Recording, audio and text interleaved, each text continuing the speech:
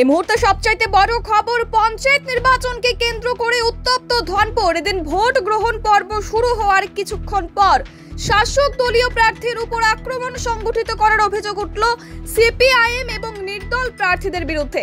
এই উত্তেজনার জেরে কিছুক্ষণের জন্য স্থগিত রাখা হয়েছে ভোট গ্রহণ প্রক্রিয়া।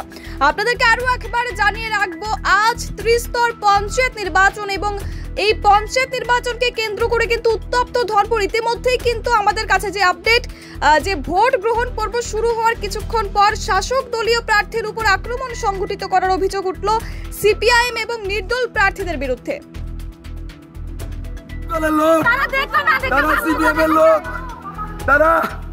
তারা দেখেন আমার স্ত্রী পর্যন্ত তারা মাইলে কিছু রাখছে না।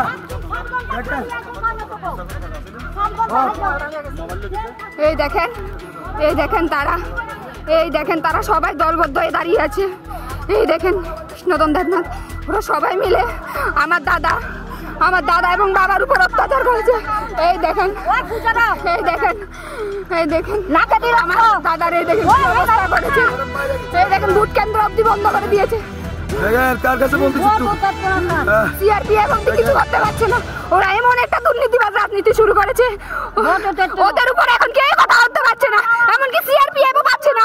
ওরা এমন একটা লাঠি নিয়ে আসছে, ওরা রক্ত যা আছে সবকিছু নিয়ে আসছে। আমরা একটা সুনির্দিষ্ট বিচার চাই। আপনারা এই বলুন, এভাবে কি একটা দেশে থাকা যায়? বলুন, আপনারা বিচার করুন, আপনাদের হাতে সব। Bureau report, PV north east.